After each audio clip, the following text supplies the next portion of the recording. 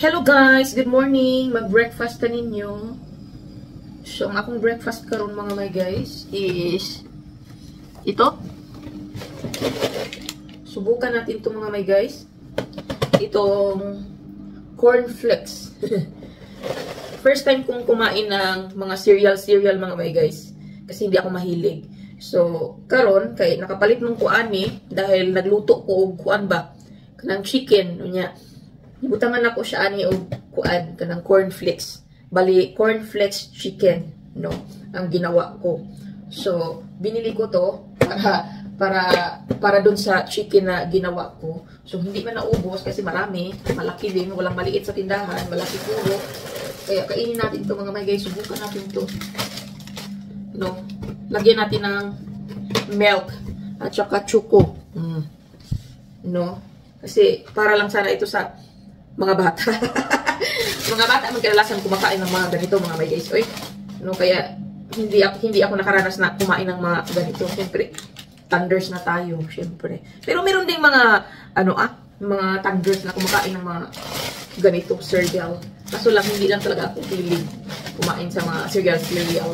Hindi ako hilig. So karon, ato ning tryan. Kay daghan man. Alangan mag ato ning tapon. So ito ang atong pamahaw karon. Cornflakes. Lagyan natin ito ng milk at saka choco. Kasi kung milk lang ang ilalagay ko mga may guys, parang plain lang kaayo ba. So lagyan ako siya ng choco. Haluan natin siya ng choco. Ito oh. Haluan natin siya ng choco. So while kumakain tayo ng breakfast mga may guys, may babasahin lang tayong comment ng isang subscriber natin, no? Magbabasa tayo ng comment. So, ito yung comment niya. Sabi niya, nanonood daw siya lagi sa video ko. So, nagtatanong siya kung saan ko daw nakilala ang aking asawa. So, pag-usapan natin yan mga may guys. Very exciting part kung paano ko nakilala ang aking asawa. Charis. So, kuha mo na tayo ng kutsara. So, ito na siya mga may guys. Oh. Ang sarap mga may guys, hot choco. Hot choco. So, meron din tayo ditong yogurt. So, nag-yogurt talaga ako every morning para makarelease tayo. Chares. So, lagyan natin ito ng gatas. Ay! Sorry na. So, dyan lang kayo mga may guys. Kasi magchikahan tayo about sa aking jusawa. So, lagyan natin ng kunti. Ay, puto. Ayoko ng ganito. Diyos ko, sorry Lord. Ayan siya. Ayan. So, tikman nga natin.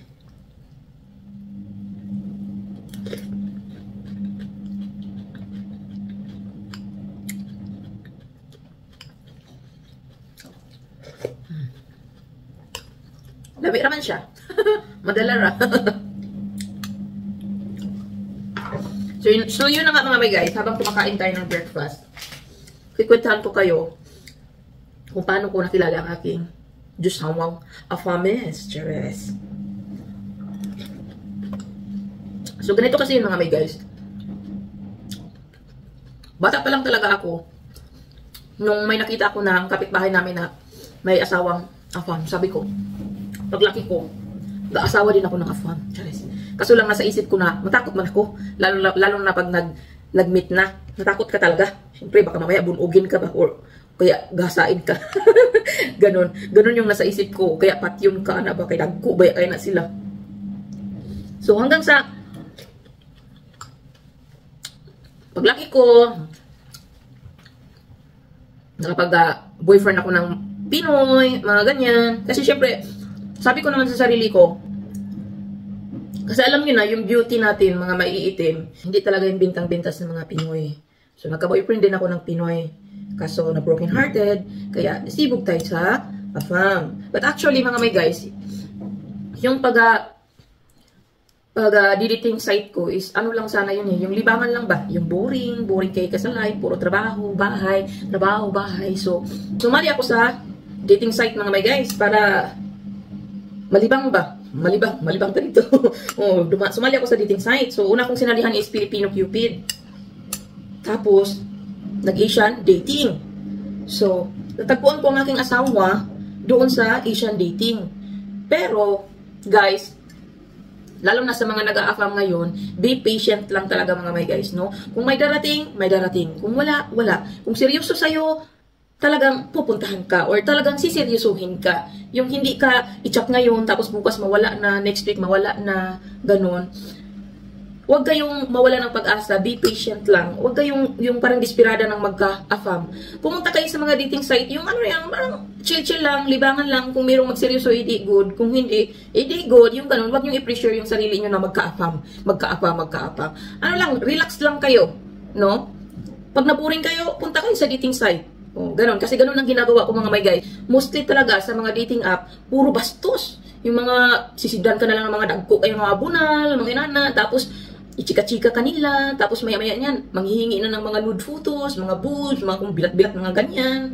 Pag mga ganun yung mga affirm, i-block nyo na. Huwag nyo nang patulan. Ganun lang yun. Kung seryoso kayo na magkasawa ng affirm, pag merong mag-chat sa inyo na bastos, block agad. No communication agad, block agad. Ano na, go to the next step na naman, charis. So, yan ang ginawa ko mga my guys, no? Nung naghahanap ako ng affirm, talagang hindi ko siya siniseryoso. Yung relax lang ako, hindi ko pinipressure yung sarili ko, bakit ganun, bakit puro mga bastos, wala na ba talagang para sa akin, yun, diba? Sige, yung iba dyan, pangarap talagang magka-affirm, kaya be patient lang talaga, huwag kayong ma-pressure, huwag yung i-pressure yung sarili nyo, relax lang kayo, punta lang kayo sa dating site, kasi kung may magsiseryoso sa inyo, may magsiseryoso talaga yan, no? Kung wala, edi, hanap ka na naman, ganun. Huwag niyong i-pressure yung sarili niyo na, ay, gusto ko na talagang magka-affirm. Bakit puro bastos? Kasi yun din ang nararamdaman ko dati mga my guys nung nagpunta ako sa dating site na puro mga bastos. Yung naghahanap ka ng seryoso na mapapangasawa, pero puro mga bastos doon, puro panghihingi ng mga nude, mga boobs, mga ganyan. Tapos sisindan ka pa ng mga malalaswang picture, mga bunal, mga juten, mga ganun. I-block niyo yung mga ganyan mga my guys kasi hindi yan seryoso. Huwag niyong patulan. Or else, kung nag-chill-chill lang din kayo or wala kayo, hindi din kayo seryoso sa mga affirm, di patulan nyo yung mga ganyan kung gusto nyo. Pero kung sa mga naghahanap naman ng serious relationship, huwag nyo patulan yung mga ganyan, yung mga bastos. Kasi red flag yan mga my guys, no? Kaya sabi ko sa sarili ko, kung may magsiseryoso, edi good. Kung wala, wala tayong magagawa, di ba? Hanggang sa isang araw, yun nga, na-meet ko yung asawa ko. Akala ko nga, kanang fake ba? Yung parang tawag dito scam ba? Akala ko nga scam kasi pag nag-ano kami, pag gusto naming mag-video call, pareho kami, nahihiya kami pareho. Sabi ko, baka scam ito kasi ayaw man magpakita ng mukha. Puro lang picture, send picture each other. Pero yung mag-video call, wala kami niyan mga my guys, hanggang sa nag-meet kami, wala talaga kaming video call mga my guys, yung nakita man lang ang mukha, wala picture agad mga my guys. No? Kasi ako, mahihain din ako sa kamera. Siya din, mahihain din sa kamera. Kaya, hanggang sa nag-meet kami, hindi talaga kami nagkita talaga ng video call. Promise yan mga my guys. No? So, nag-meet kami, mga 3 months. Pero hindi ko, 3 months mula nung nagkakilala kami sa dating site, hanggang sa, sabi namin sa isa't isa, kung seryoso ka, yung parang i-block mo na yung dating site mo at sa akin din para doon na tayo sa WhatsApp. So, yun, iniwan na namin yung dating site, doon na kami nag-move sa WhatsApp, doon na kami nag-communicate. So, sabi niya sa akin na seryoso daw siya, mga ganun-ganun. Pero, friend lang kami nung una mga my guys. Siyempre, hindi man ganun kadali, ma-inlove ka, oy. No? At saka ang seryosong apa mga my guys, hindi yan nag-I love you agad-agad. Which is yung asawa ko ganun. As in, getting to know each other lang talaga kami mga my guys, hindi yung nag-I love you na siya agad. Walang ganunan mga my guys, hindi nga namin alam na kami na pala. Pero, syempre, as a Filipino, syempre, meron tayong tinatawag na ligawan. So, tinatanong ko siya na, mangligaw ka muna sa akin, ganun. Kasi, dito sa ibang bansa mga my guys, wala silang mga ganong ligawan. Yung hindi mo alam na kayo na pala. Pero, sinasabi ko talaga sa kanya na, ligawan mo ako, ganun. Kasi, ganun naman dito sa aming bansa, may mga ligawan talagang nangyayari. So yun, doon na kami sa WhatsApp nagpalitan ng message, mga tawag nito, yung mga sending picture each other, mga ganyan, updates sa isa't isa. So malalaman mo talaga mga my guys kung seryoso yung isang tao, yung araw-araw kayong nag-update sa isa't isa. yung meron kayong trust sa isa't isa talaga mga my guys. Kaso nga lang kami, wala talagang video call na nangyayari mga my guys. Hanggang sa mula nung nag-meet kami sa dating app, mga 3 months ata naming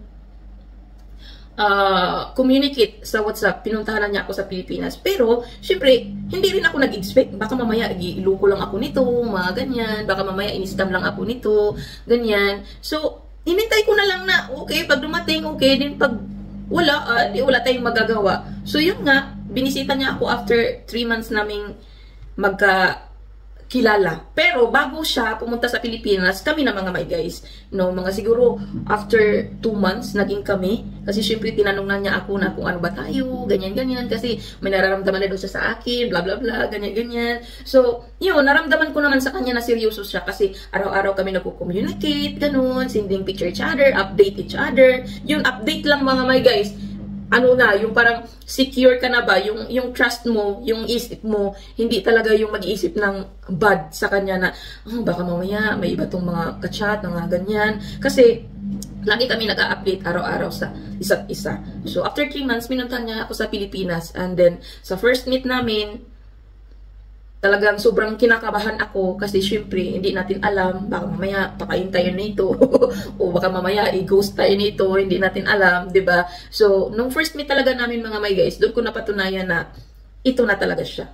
Kasi nung una naming pagkikita, sobrang gaan ng loob ko, yung feeling ko na parang ang tagal na naming magkakilala, yung hindi ka na naiilang or nahihiya, as in parang komportable ka, magaan ang loob mo, yun ang nararamdaman ko sa first meet namin mga my guys, no. So, hanggang sa yun, nagka-igian na talaga kami, tas minit din niya yung family ko sa Pilipinas, tas nung pag-uwi niya dito sa Finland, nag-process siya ng mga document kasi papakasalan daw niya ako. So, hindi naman ako umasa din na ano, yung parang nag-hope talaga ba na matuloy yung kasal, mga ganun, chill lang, yung, sabayan mo lang yung kung ano yung plano niya, okay, ganyan, gawin mo lang din kung ano yung mga kailangan gawin, ganyan. So, yun, naging successful naman mga my guys. Nung pagbalik niya dito sa Finland, inayos niya lahat ng papilis niya, lahat ng mga documents niya, hanggang sa pag-second meeting namin, kinasal na kami. Ganun lang kadali ang relationship naming dalawa, as in, very quick, no, but, super thankful ako kasi kahit na sobrang dali lang ng aming relasyon, napakaswerte ko naman mga my guys dahil hindi na, pagdating ko dito sa Finland, napakabait ng family niya at mabait din yung asawa ko, hindi ako sinasaktan, emotional, physical, ganun, hindi talaga mga my guys, kaya napakaswerte ko lang talaga na hindi ako napunta sa mamamatay na abang.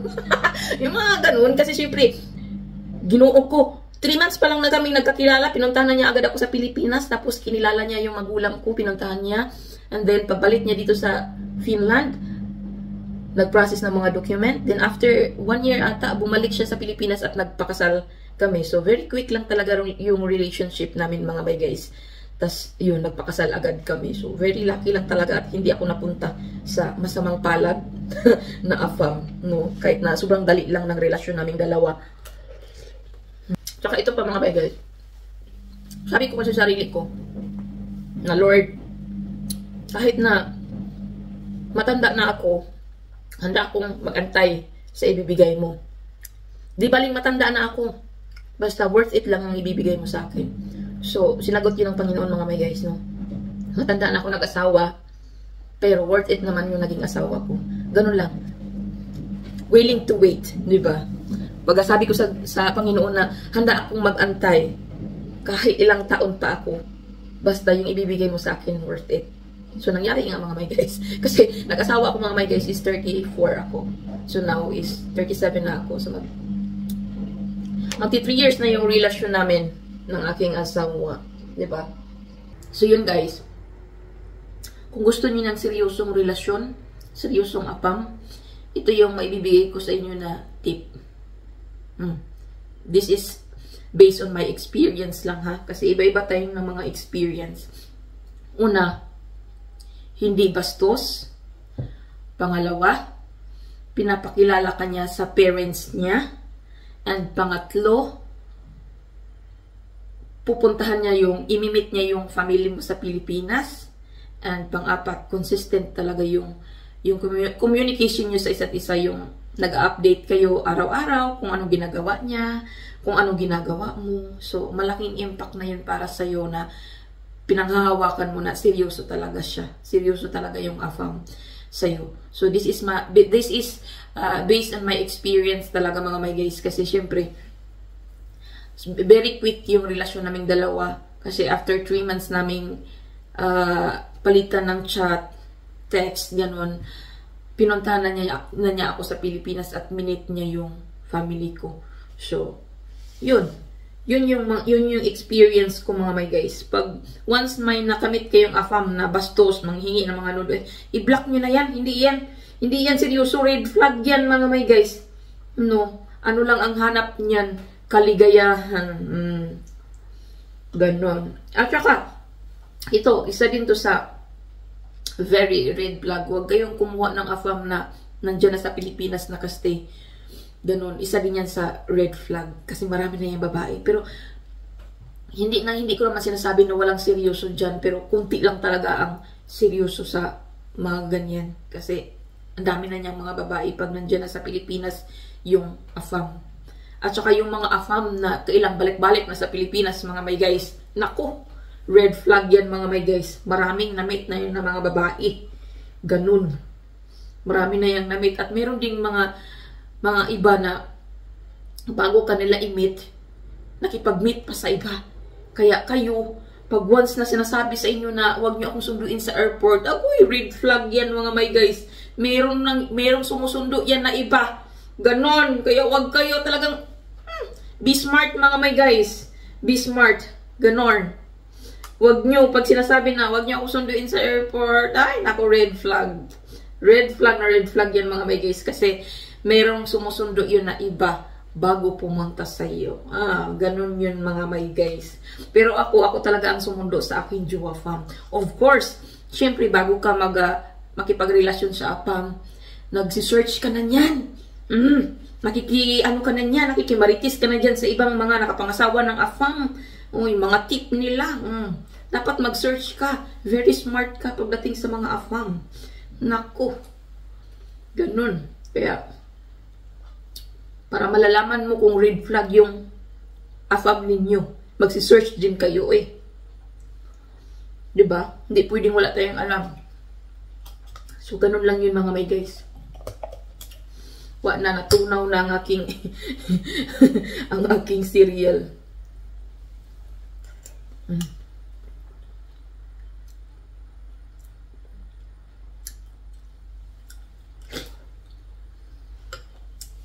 So, after ko nitong kumain, pupunta ako sa Q-Market para pick upin ko yung parcel ko. Dumating na yung parcel kong mga damit sa Timo, kung ano-ano. Tapos, nag-order din ako ng tuyo sa online. Dumating na din, kaya sabay-sabay nang pipick upin. So, yun lang guys. Yun lang ang maibibigay ko sa inyong mga payo. Charot. Diba?